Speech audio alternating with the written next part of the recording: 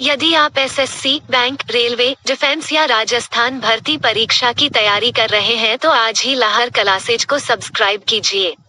राम राम सा खमा घणी, स्वागत है आप सभी का लहर क्लासेज पर। सपने होंगे सच।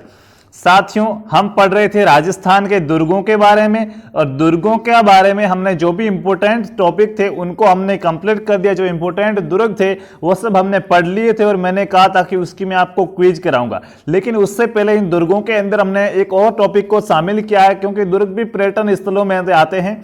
दुर्ग का क्या महत्व है पर्यटन स्थलों के रूप में, हम इनको देखने चाहते हैं वगैरह। तो साथियों, जो राजस्थान के महल भी, ऐसे कुछ महल बने हुए हैं, ऐसे कुछ मंदिर बने हुए जो भी क्या आते हैं, पर्यटन स्थलों के अंतर्गत आते हैं। वहां पे लोग भ्रमण करने के लिए जाते हैं। तो मैंने आपको बताया था कि पहले हम क्या करेंगे, दुर्ग पूरा होते ही क्या पढ़ेंगे, राजस्थान के महल पढ़ लेंगे। महल पढ़ने के बाद कुछ राजस्थान के प्रमुख मंदिर पढ़ लेंगे, और मंदिर के बाद महल, मंदिर और दुर्ग, यानी कि पूरा आपका एक टॉपिक बन जाता है राजस्थान के पर्यटन स्थल। और उस राजस्थान के पर्यटन स्थल से क्या कर लेंगे, हम एक टेस्ट ले लेंगे, क्विज कर लेंगे 50 प्रश्नों की। तो मेरे हिसाब से वो बात आपको समझ में आ गई होगी। तो साथियों, दुर्ग हम पढ़ चुके हैं, लगभग 5 या 6 क्लासों के अंदर हमने दुर्ग पढ़ा है। तो आपसे रिक्वेस्ट रहेगी, अगर आप अभी तक वो क्लासेज नहीं देखी है तो आपको चैनल पर प्लेलिस्ट मिलेगी, वहां से आप वो क्लासेज देख सकते हैं। तो आज हम इंपोर्टेंट, देखिए सारा कुछ नहीं, जो इंपोर्टेंट है, जहां से एग्जाम में प्रश्न आ जाते हैं वो सब पढ़ने वाले हैं। तो सबसे पहले हमारे यहाँ पे आज की हेडिंग क्या रहेगी साथियों,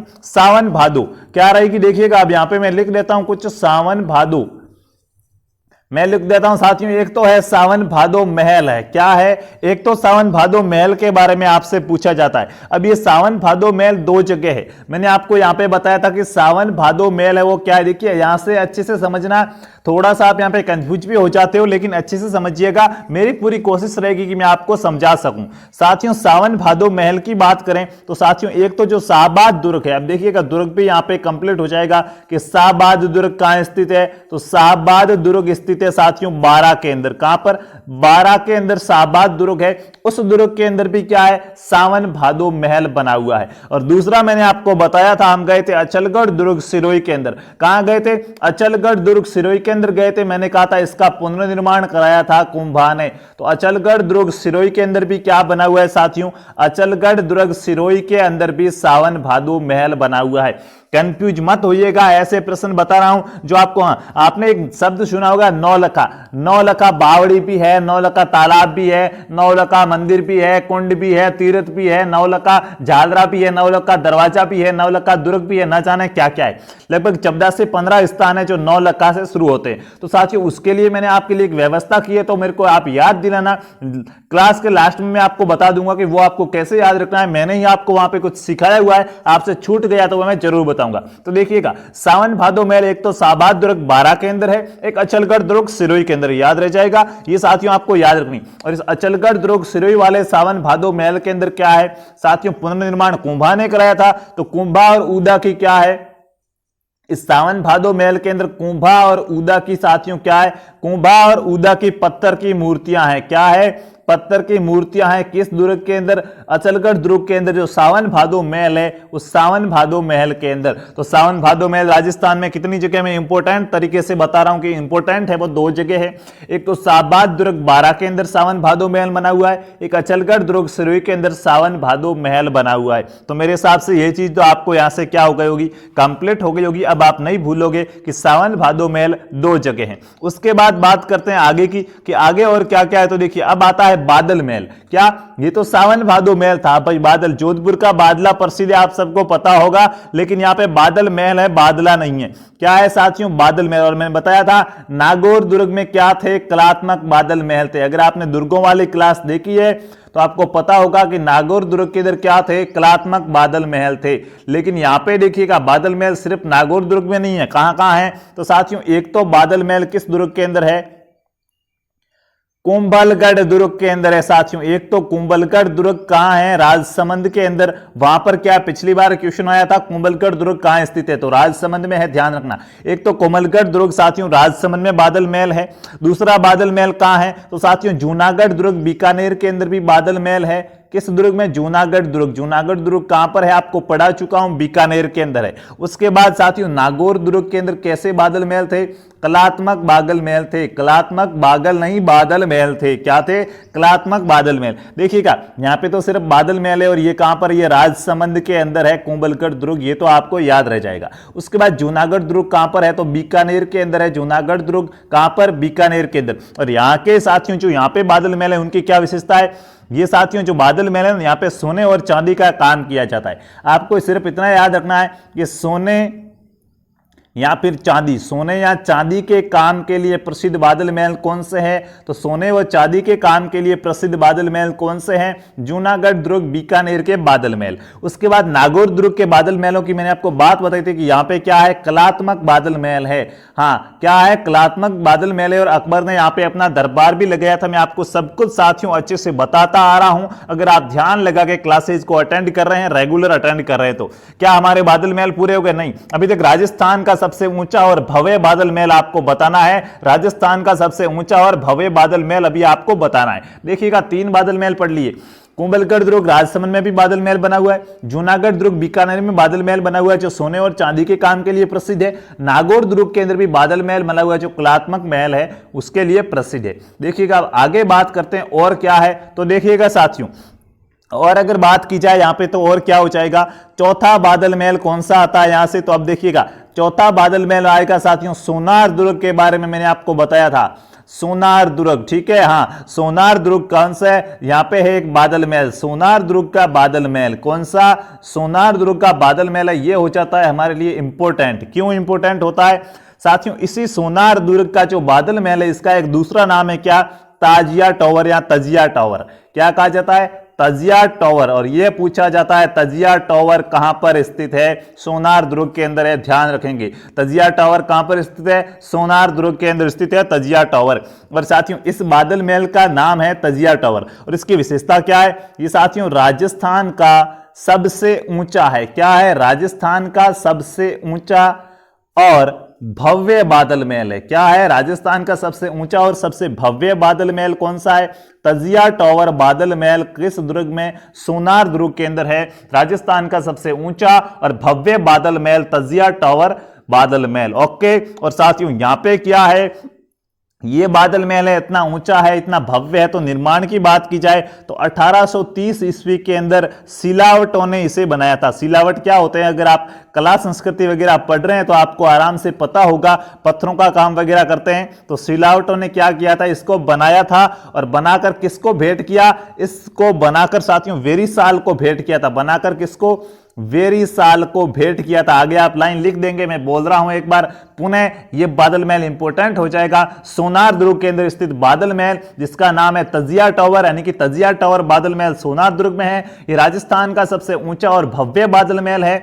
1830 में सिलावटों ने बनाकर वेरीसाल को क्या कर दिया? इस बादल महल को भेंट किया था। तो अब बादल महल तो आपके यहां से क्या हो गया?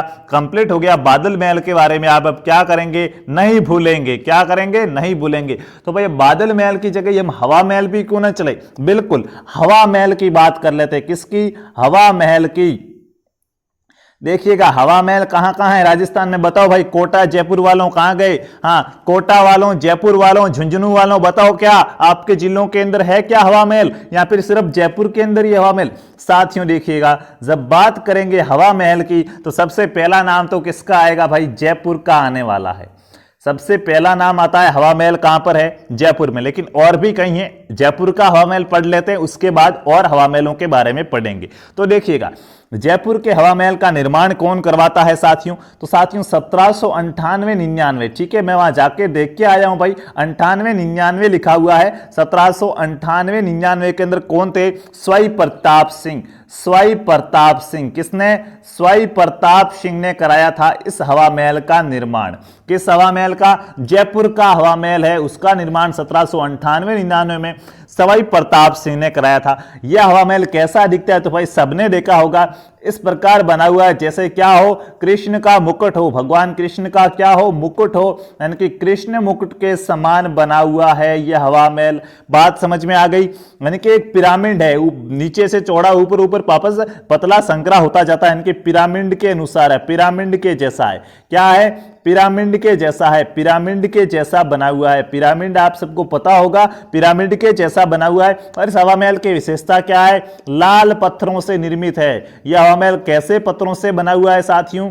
लाल पत्थरों से निर्मित है जयपुर का हवा महल। अब ये तो बात हो गई यहां पे। अब यहां से इंपॉर्टेंट प्रश्न आते हैं, बात करते हैं उनकी। तो एक बार आप इस हवा महल को देख लीजिएगा, एक बार मैं जो बोल रहा हूं उसको सुनिएगा, उसके बाद इसके आगे बातें करते हैं। तो हवा महल पढ़ रहे हैं। हवा महल में पहला हवा महल जयपुर का आता है। हवा महल नाम आते ही हम कहां जाते हैं? जयपुर की ओर जाते हैं। 1798-99 के अंदर यह हवा महल किसने बनाया? सवाई प्रताप सिंह जी ने बनाया था। इस हवा महल की विशेषता क्या है? कृष्ण मुकुट के समान दिखता है, यानी कि पिरामिड के जैसा है, पिरामिडानुसार है और लाल पत्थरों से निर्मित है। भाई लाल पत्थरों से निर्मित है तो इसके वास्तुकार कौन थे? इंपोर्टेंट प्रश्न है, याद रखना। कौन सा? जयपुर के हवा महल के वास्तुकार कौन थे, या फिर जिन्होंने निर्माण किया वो निर्माणकर्ता कौन थे? देखिए निर्माण करवाया तो किसने साथियों? करवाया तो प्रताप सिंह ने था, सवाई प्रताप सिंह ने। तो हम वास्तुकार ही बता देते हैं उनको कौन थे। तो याद रखेंगे आप एक नाम, लाल पत्थर है तो आप क्या याद रखेंगे? लालचंद। लाल पत्थर है भाई, पत्थर कैसे? लाल, तो क्या याद रखेंगे? लालचंद उस्ता। कौन थे वास्तुकार? लालचंद उस्ता। अब यहां से मैं जो भी पॉइंट बता रहा हूं वो सब 5 स्टार है, कि आपको पूछ लिया जाता है कि इस हवा महल के क्या है, कुल खिड़कियां कितनी हैं? तो आप क्या कहेंगे? कुल खिड़कियां कितनी हैं? 953 खिड़कियां बताई जाती है। 953 खिड़कियां हैं। और जो जाली झरोखे है और इसके, ठीक है, जो जाली झरोखे है, छोटी मोटी खिड़कियां होती है उनको जाली झरोखे कहा जाता है, वो कितने हैं? 353 है। कितने? 353। कुल खिड़कियां 953 है और जाली झरोखे कितने? 353 जाली झरोखे है। और भैया हवा महल कितना मंजिला बना हुआ है? सबसे अच्छी बात यहां पे यह आती है, तो ये हवा महल साथियों 5 मंजिला हवा महल है। कितना? 5 मंजिला हवा महल है। यह हवा महल 5 मंजिला बना हुआ है और इसमें इस प्रकार खिड़कियां वगैरह लगी हुई है कि हवा आती है ना, तो देखिएगा आप खिड़कियां कैसे ऐसे ऐसे कुछ है तो टकराएगी हवा, इधर जाएगी, ऐसे टकराती टकराती अंदर क्या आ जाती है? हवा आ जाती है। तो नाम क्या रख दिया? हवा महल नाम रख दिया। हो सकता है इन्होंने अपने आराम के लिए वगैरह बनाया हो। तो आपको याद रखना है कि इस लालचंद उस्ता ने क्या किया? इसका निर्माण किया था। कुल खिड़कियां 953 है, निर्माण करवाया था सवाई प्रताप सिंह ने 1798-99 में। जाली झरोखे 353 और 5 मंजिला हवा महल है। अब सिर्फ 5 मंजिला याद रखने से कुछ नहीं होगा। पहली मंजिल कौन सी है, दूसरी कौन सी, तीसरी कौन सी, चौथी कौन सी और पांचवी कौन सी? हवा महल की 5 मंजिलों के आपको नाम याद रखने होंगे, क्योंकि एग्जाम में प्रश्न पूछा हुआ है कि हवा महल की दूसरी मंजिल का नाम बताओ। हवा महल की दूसरी मंजिल का क्या नाम है? तो साथियों देखिएगा, पहले तो आपको याद रखना है क्या, हवा महल की पहली मंजिल का नाम क्या है? सरद मंदिर। क्या है उस मंदिर का नाम? मंजिल का नाम है सरद मंदिर। यहाँ पे सरद मंदिर बना हुआ है तो मंजिल का नाम, देखिए सभी के मंदिर है, ठीक है, हाँ, एक एक मंजिल पर एक एक मंदिर बना हुआ है। तो पहला तो है, पहली मंजिल का नाम है सरद मंदिर। अब देखिए आप कहोगे मंजिल पहली कौन सी, दूसरी कौन सी? मैं आपको बताता हूं, अभी बताते हैं भाई। आपका ये डाउट भी यहाँ पे क्या कर लेते हैं क्लियर। साथियों सबसे ऊपर होगी उसको कहेंगे 5वीं मंजिल, उससे थोड़ी नीचे होगी वो 4 नंबर वाली, ये 3 नंबर वाली, ये 2 नंबर वाली और ये 1 नंबर वाली। हम कहते हैं ना 2 मंजिला भवन है तो यहां तक होता है तो 2, तो ये पहला ये दूसरा, इसी प्रकार। तो आप कहोगे यार सबसे आप नीचे खड़े रहोगे ना हवा महल के प्रांगण में, 1 मंजिल है वहां पे, तो आपको यहां पे दिखेगा सरद मंदिर। कौन सा? सरद मंदिर। और जैसे ही इससे आप ऊपर जाओगे दूसरी मंजिल तो आपको क्या मिलेगा? रतन मंदिर। दूसरी मंजिल का नाम है रतन मंदिर। तीसरी मंजिल जाओगे तो क्या होगी? आपने सरद देखा, रतन देखा, तो अब आप क्या कहोगे? ये तो बड़ी विचित्र बात है, विचित्र चीज, यानी कि विचित्र मंदिर। जब कोई चीज विचित्र होती है तो उससे क्या उत्पन्न होता है? प्रकाश उत्पन्न होता है। हाँ, क्या दिव्य या विचित्र हो कोई चीज तो क्या होगा? उससे प्रकाश उत्पन्न होगा और जोरदार क्या चलेगी? जोरदार हवा चलेगी। तो बात समझ में आ गई। हवा महल की 5 मंजिलों के नाम याद हो गए। देखिएगा आपने क्या किया, सर्दियों में घूमने गए सरद मंदिर, आपके साथ आपका दोस्त था रतन, आप और सरद और रतन आप मिलके क्या गए? आप सरद हो, आपका दोस्त रतन था, मिलके हवा महल घूमने गए। 2 मंजिल तक रतन घूमा, पहली मंजिल आप हो गए, 2 मंजिल तक रतन घुमा। आपको क्या लगा? विचित्र लगा। और जब कोई चीज विचित्र होती है तो उससे प्रकाश उत्पन्न होता है और क्या? जोरदार हवा चलती है। यानी कि हवा महल की पहली मंजिल का नाम क्या हो जाएगा? हवा महल की पहली मंजिल का नाम हो गया सरद मंदिर। दूसरी मंजिल का नाम कौन सा हो गया? रतन। तीसरी का विचित्र, चौथी का प्रकाश और 5वीं का हवा मंदिर। मेरे हिसाब से अब ये रहा, आपको हवा मंदिर, हवा महलों की जो मंजिलें हैं, मंजिलों के नाम, यानी कि इन पे मंदिर बने हुए उनके आधार पर नाम रखा गया है, तो ये आपको याद हो गया होगा। तो साथियों ये तो था जयपुर का हवा मंदिर। और कहीं हवा मंदिर है क्या? बिल्कुल, एक हवा मंदिर, हवा महल, ठीक है, हवा मंदिर का मंजिल का नाम था हवा महल पढ़ रहे थे। तो एक हवा महल खेतड़ी झुंझुनू के अंदर भी बना हुआ है, तांबा नगरी। कहां पर? तांबा नगरी में भी एक हवा महल बना हुआ है, खेतड़ी झुंझुनू के अंदर भी। पर इस हवा महल की क्या विशेषता है साथियों? ये शेखावाटी का हवा महल कहा जाता है। इसको क्या कहा जाता है? वो ढूंढाड़ वाला है तो हमारे राजस्थान का हवा महल है, हम जयपुर कहते हैं। लेकिन ये जो हवा महल बना हुआ है खेतड़ी झुंझुनू का हवा महल, इसको क्या कहा जाता है? शेखावाटी का हवा महल। तो आपसे पूछ ले कि शेखावाटी का हवा महल कहां पर स्थित है, तो आप जाओगे शेखावाटी झुंझुनू की ओर। शेखावाटी का हवा महल क्या है? शेखावाटी का हवा महल है। उसके बाद साथियों इस हवा महल का निर्माण किसने कराया? भाई हवा महल बनाया है तो निर्माण किसने कराया, याद रखना होगा। तो साथियों देखिएगा, महाराजा भूपाल सिंह थे। महाराजा का नाम क्या था? महाराजा भूपाल सिंह। इनको साथियों गर्मियों में क्या करनी थी? रेस्ट करनी थी। और आप सब भी गर्मियों में रेस्ट करते हैं, सबको पता है। तो महाराजा भूपाल सिंह ने ग्रीष्म काल में क्या किया था? ग्रीष्म काल में अपने विश्राम गृह के रूप में इसका निर्माण कराया था। ग्रीष्म काल में क्या? ग्रीष्म काल में विश्राम गृह की, यहां पे क्या करेंगे? गर्मियों में यहां पे क्या करेंगे? विश्राम करेंगे। तो ग्रीष्म काल में विश्राम गृह के रूप में क्या कराया? निर्माण कराया। कौन सा हवा महल? खेतड़ी झुंझुनू का हवा महल, जिसको क्या कहा जाता है? शेखावाटी का हवा महल कहा जाता है। साथियों इसका और कोई नाम है क्या? बिल्कुल, राजस्थान का मिनी हवा महल। देखिए पहला हवा महल तो है राजस्थान, देखिए पूछे ना कि राजस्थान का हवा महल स्थित है तो आप जयपुर लिखेंगे। सबसे पहला तो कौन सा है? जयपुर है। लेकिन अगर आपको पूछ ले कि राजस्थान का दूसरा हवा महल कौन सा है तो क्या लिखेंगे? बिल्कुल, अगर आपको पूछे कि राजस्थान का मिनी हवा महल पूछे, राजस्थान का मिनी हवा महल, तो आप क्या लिखेंगे? खेतड़ी झुंझुनू का हवा महल। मिनी लिख दिया भाई मैंने, मिनी लिखना था। क्या? मिनी हवा महल, मिनी छोटा, ठीक है।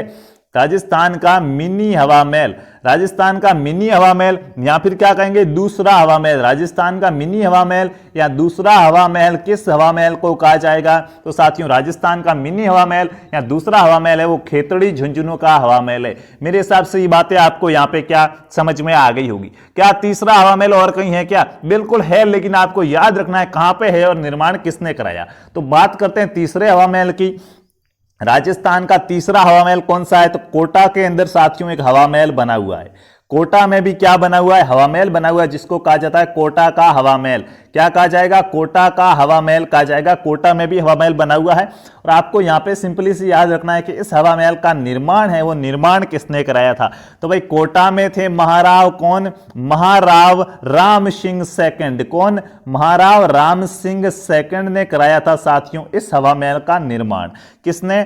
महाराव राव सिंह सेकंड, राम सिंह, ठीक है, महाराव राम सिंह सेकंड ने कराया था कोटा के हवा महल का निर्माण। तो राजस्थान में कितने हवा महल हो गए? आप कहोगे राजस्थान के अंदर कितने हवा महल हो गए साथियों?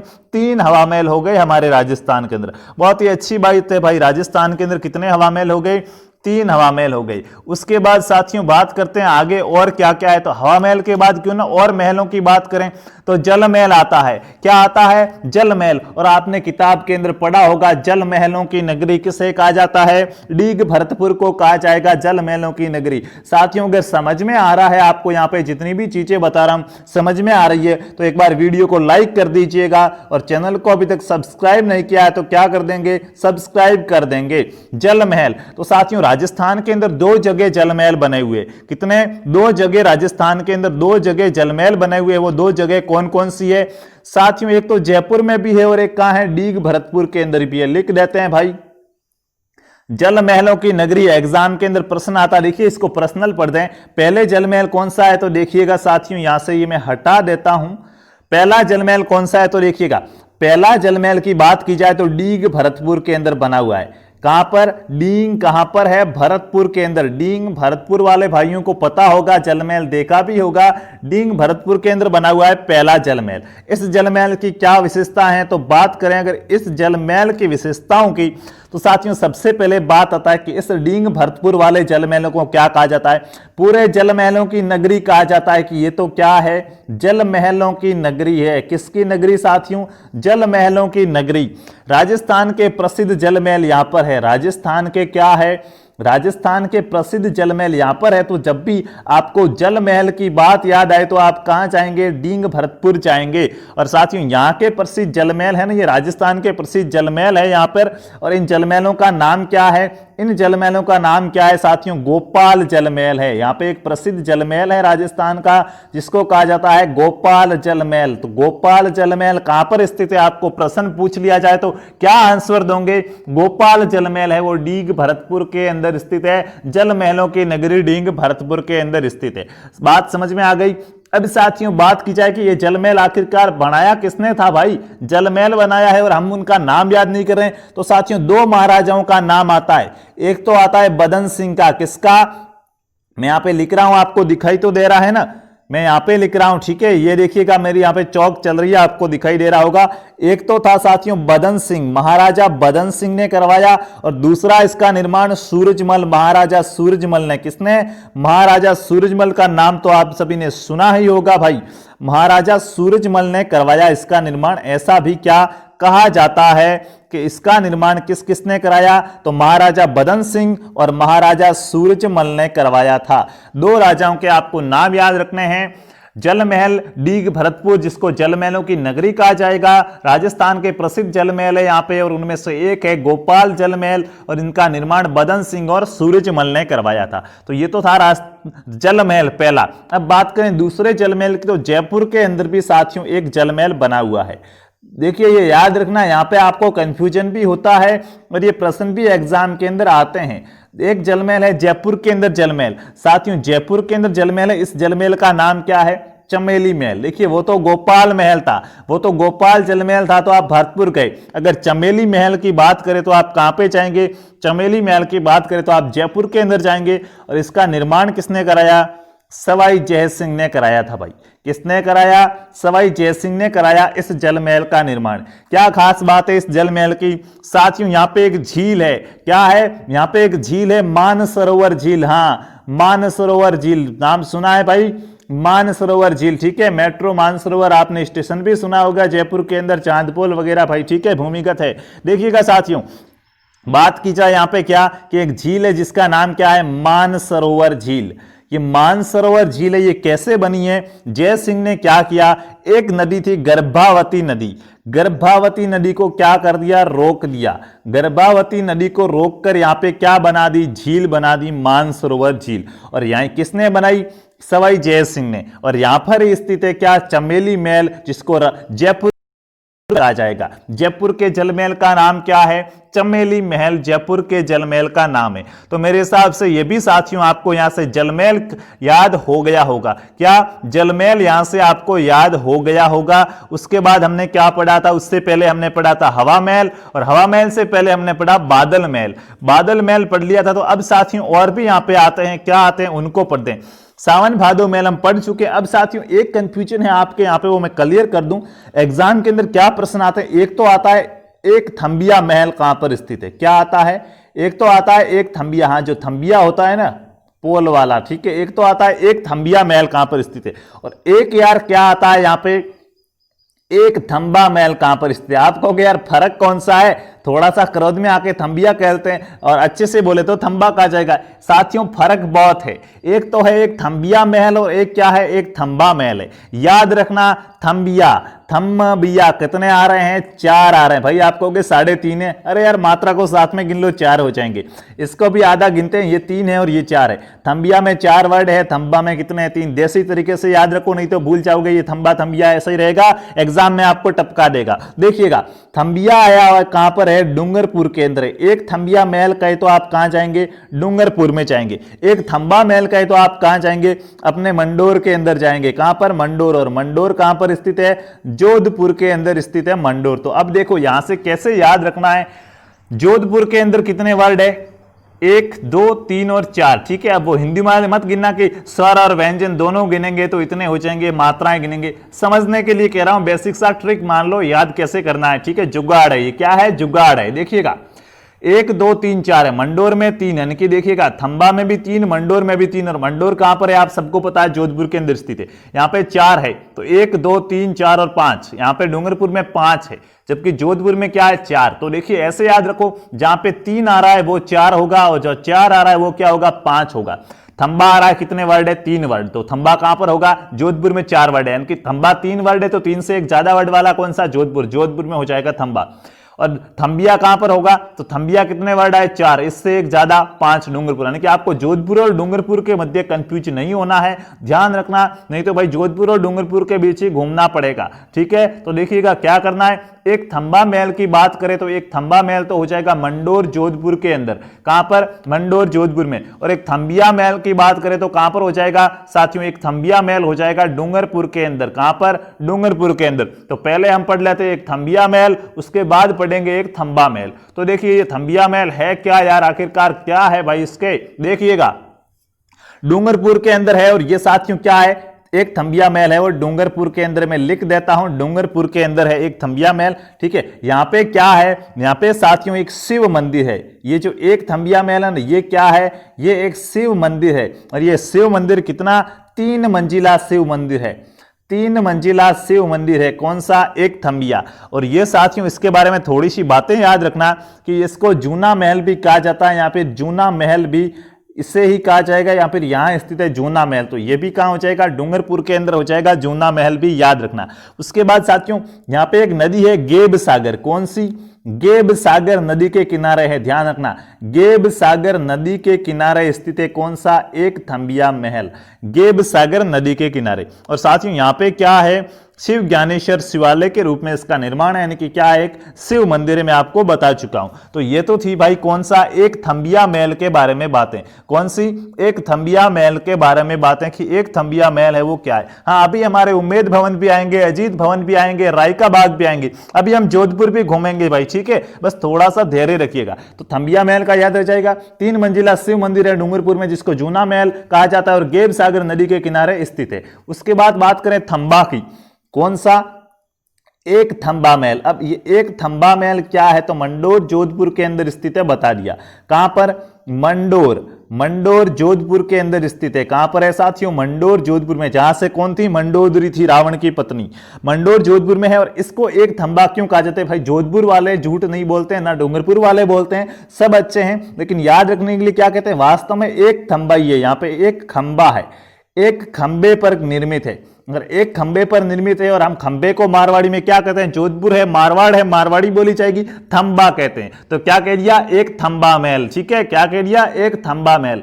और इस एक थंबा महल का निर्माण किसने करवाया था, तो इस साथियों एक थंबा महल का निर्माण करवाया था अजीत सिंह ने, किसने करवाया था, अजीत सिंह जी थे हमारे मारवाड़ के, उन्होंने निर्माण कराया एक थंबा महल का। तो ये यहां से आपको सारी बातें क्लियर हो गई होगी मेरे हिसाब से, एक थंबिया और एक थंबा के बारे में आपको यहां पे बातें पता चल गई होगी। उसके बाद बात करते हैं आगे की और क्या क्या है। एक याद रखना विजय मंदिर पैलेस है, क्या है, एक तो विजय मंदिर पैलेस, अलवर की ओर जा रहे हैं भाई हम, ठीक है, एक विजय मंदिर पैलेस है स्कॉटलैंड की, और क्या स्कॉटलैंड, जिस प्रकार स्कॉटलैंड के अंदर सबसे ज्यादा बियर बनती है उसी प्रकार राजस्थान में कहीं बियर बनती है सबसे ज्यादा, तो वो कहां बनती है, अलवर के अंदर बनती है। तो क्या कहा गया अलवर को, राजस्थान का स्कॉटलैंड, याद रह जाएगा विजय मंदिर पैलेस। साथियों अलवर के अंदर स्थित है विजय मंदिर पैलेस, कहां पर, अलवर के अंदर स्थित है विजय मंदिर पैलेस। क्या इसकी खास बात है भाई, साथियों सबसे पहली खास बात याद रखना, इसका निर्माण किसने करवाया, विजय मंदिर पैलेस का निर्माण किसने कराया, तो साथियों महाराजा जय सिंह ने करवाया था 1918 ईस्वी में। आपको निर्माण याद नहीं रखना, लेकिन इसके बारे में जो भी खास बातें वो याद रखनी। जय सिंह का याद रखेंगे कि जय सिंह ने करवाया था, लेकिन सन वन इतना नहीं पूछा जाता। साथियों जहाज की आकृति में निर्मित है, जहाज देखा है, अब आप कहोगे जहाज भी नहीं देखा तो जहाज की आकृति कैसे होगी, क्या पता भाई, कोई बात नहीं देखा पिक्चर में देख लेना। क्या है, जहाज की आकृति के अंदर निर्मित है विजय मंदिर पैलेस, अलवर के अंदर स्थित है, निर्माण 1918 के अंदर जय सिंह ने करवाया था।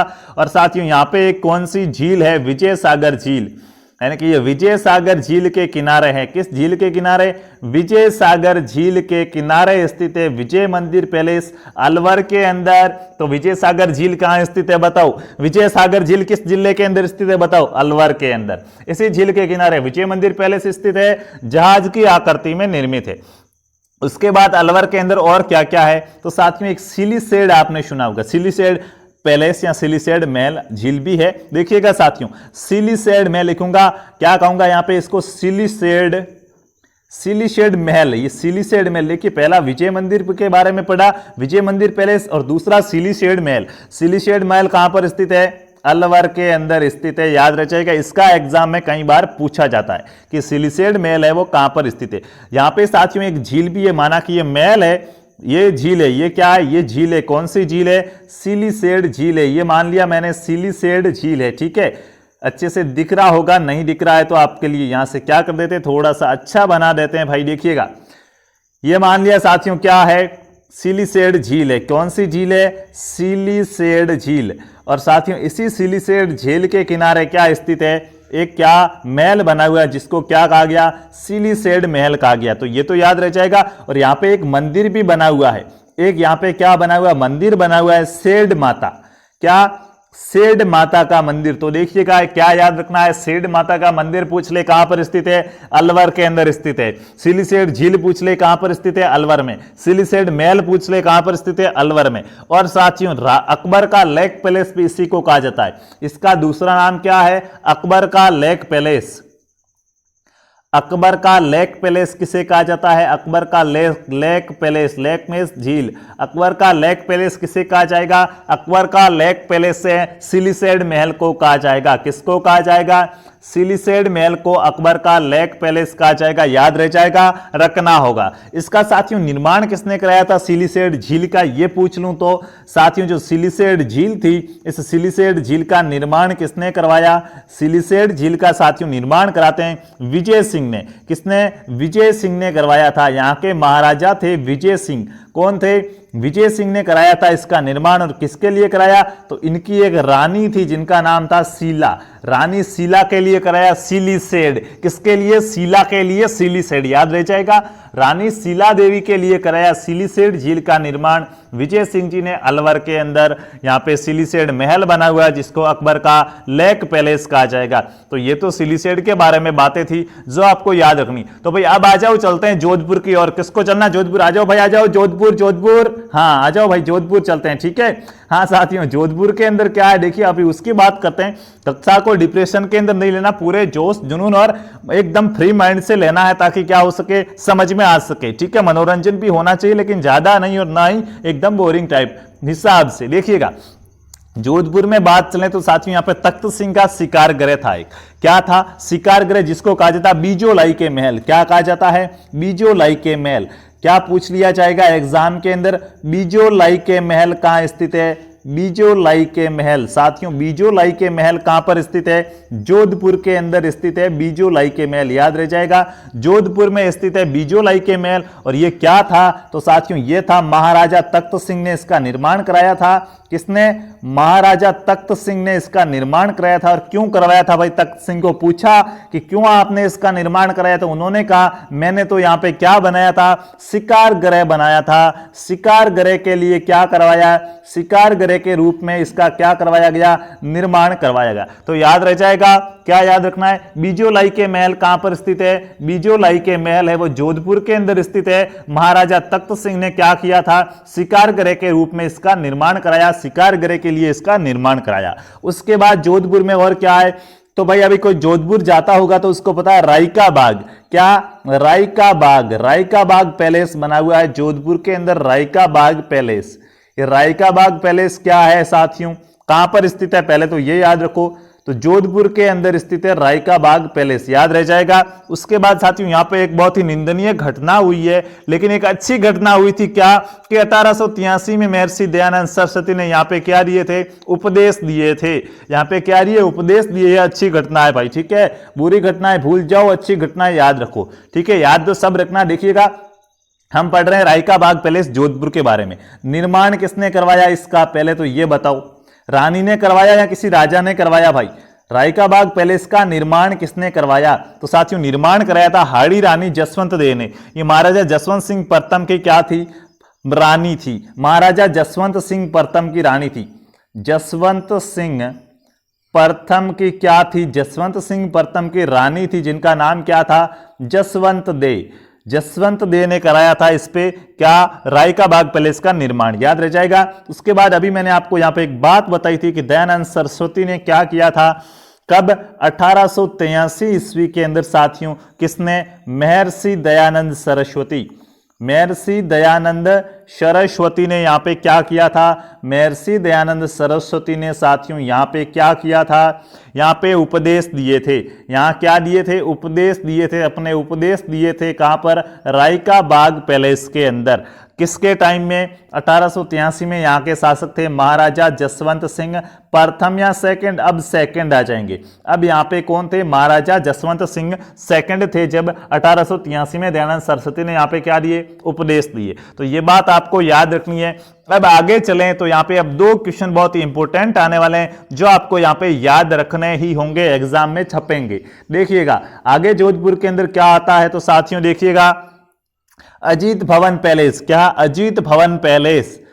यहां पे आता है एक अजीत भवन पैलेस। अब आपको ये अजीत भवन पैलेस कहां पर स्थित है? जोधपुर के अंदर स्थित है। अजीत भवन या अजीत पैलेस कहा जाएगा। क्या कहा जाएगा? अजीत भवन या अजीत पैलेस कहा जाएगा। जोधपुर के अंदर स्थित है अजीत भवन या अजीत पैलेस। इसका निर्माण किसने करवाया? मारवाड़ के प्रधानमंत्री थे अजीत सिंह ने। किसके लिए करवाया? हनुमंत सिंह के लिए करवाया। निर्माण किसने कराया था साथियों? यहाँ के प्रधानमंत्री थे, जो प्रधान थे सभी मंत्रियों में, अजीत सिंह ने। किसने करवाया? अजीत सिंह ने। लेकिन इन्होंने किस पर्पज से करवाया था? इन्होंने क्या कराया था? महाराजा हनुमंत सिंह के लिए इसका निर्माण करवाया था। खुद के लिए नहीं करवाया, महाराजा हनुमंत सिंह के लिए क्या कराया? इसका निर्माण करवाया था।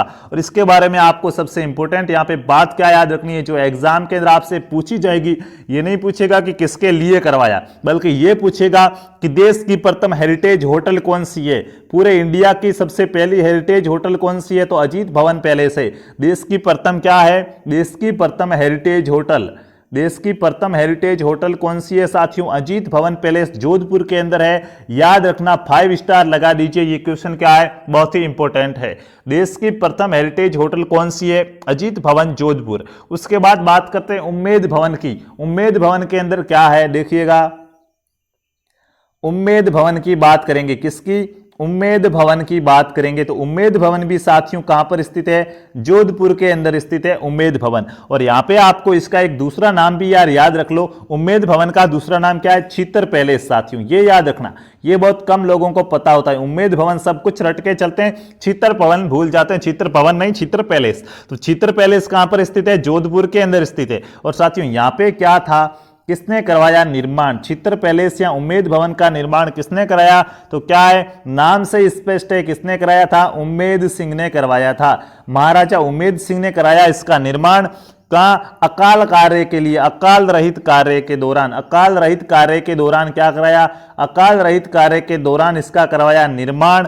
कब? लगभग 1928 से 1940 तक का समय था। ये क्या था? मारवाड़ के अंदर अकाल रहित समय था। तो इस टाइम के अंदर क्या करा दिया? उम्मेद भवन या छीतर पैलेस का निर्माण करा दिया। कहां पर? जोधपुर में। किसने कराया? उम्मेद सिंह ने करवाया। तो ये यहां पे आपको बातें थी जो जोधपुर के इंपोर्टेंट कुछ थे, पूछा जाता है, वो आपको क्या करना है? याद रखना है। उसके बाद और यहां से पूछें कि क्या क्या है। तो साथियों देखिए, इस उम्मेद भवन की विशेषताएं क्या है? यहां से आपको क्या प्रश्न पूछा जाएगा उम्मेद भवन के अंदर?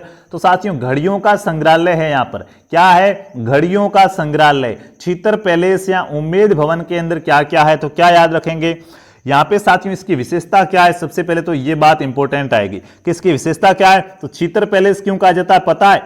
छीतर के पत्थर आते हैं। क्या? छीतर के पत्थर आते हैं। छीतर नाम से पत्थर, या फिर कह सकते हैं जोधपुरी पत्थर। तो आपने सुना ही होगा, कहां से लाए पत्थर? जोधपुर से लाए। ये तो जोधपुरी है। या फिर इसको लाल पत्थर भी कहा जाएगा। छीतर पत्थर, जोधपुरी पत्थर या लाल पत्थर से क्या है? ये निर्मित है। उसके बाद यहां पे क्या है? तो घड़ियों का संग्रहालय है। क्या है? घड़ियों का संग्रहालय है। कहां पर साथियों? घड़ियों का संग्रहालय कहां पर है? उम्मेद भवन के अंदर।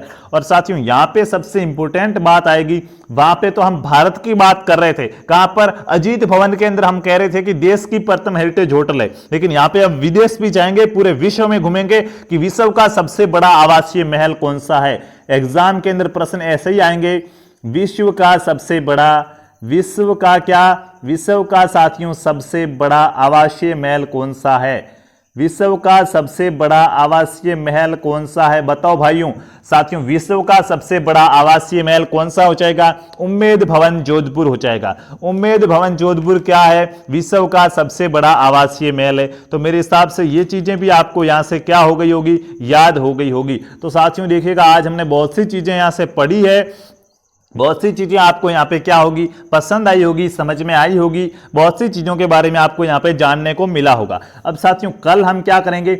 सबसे पहले तो यहाँ से अभी तक इसमें से जितने भी जो भी क्वेश्चन बने हैं, उन क्वेश्चनों को आते ही सबसे पहले तो मैं आपसे वो प्रश्न पूछूंगा। मैं क्या करूंगा? स्टार्ट के अंदर तो क्लास की एक क्विज लूंगा, 5 या 10 प्रश्न लेके आऊंगा, ठीक है? 5 प्रश्न लेके आ जाऊंगा, 5 प्रश्न पूछूंगा इनमें से, क्योंकि ये महल है, ये आप याद नहीं करते हो और यहीं से परीक्षा के अंदर क्या आता है? प्रश्न आता है। तो पहले तो मैं यहां से आपके लिए 5 क्वेश्चन पूछूंगा और 5 क्वेश्चन पूछने के बाद क्या करूंगा?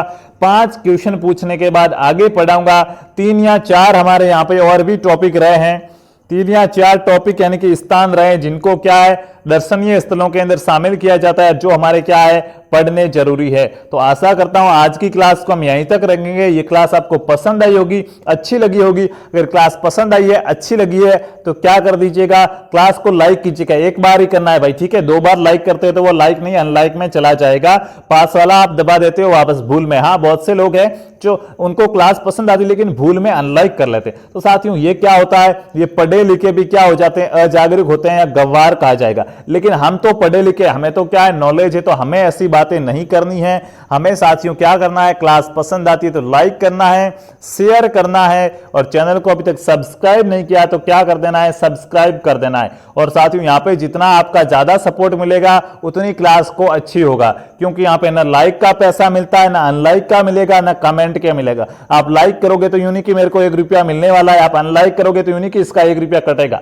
बिल्कुल नहीं है, कोई फर्क नहीं पड़ता है। लेकिन एक चीज होती है जिसके बारे में आप सबने सुना होगा, मोटिवेशन। क्या? मोटिवेशन। ये आग होती है एक प्रकार की, जो कहां लगती है? सीने में लगती है। अगर ये सीने के अंदर आग लगे तो आदमी कुछ भी कर सकता है। कौन सी? मोटिवेशन वाली। बस भाई आपके लाइक से क्या मिलता है? मोटिवेशन मिलता है। अगली क्लास में और भी अच्छा करने का प्रयास करते हैं। तो अगर क्लास पसंद आती है तो लाइक जरूर कीजिएगा, अनलाइक से बच के रहिएगा भाइयों, निवेदन है। तो साथियों क्लास पसंद आई तो लाइक कर दीजिए, शेयर कर दीजिए, और हम मिलेंगे अगली क्लास के अंदर। तब तक के लिए खुश रहिए, अच्छे रहिए, अपने माता पिता की सेवा कीजिए, उनका ख्याल रखिए। अब हम चलते हैं, मिलेंगे अगली क्लास के अंदर। जय जय राजस्थान, जय हिंद, जय भारत, वंदे मातरम। यदि आप एसएससी, बैंक, रेलवे, डिफेंस या राजस्थान भर्ती परीक्षा की तैयारी कर रहे हैं तो आज ही लाहर क्लासेज को सब्सक्राइब कीजिए।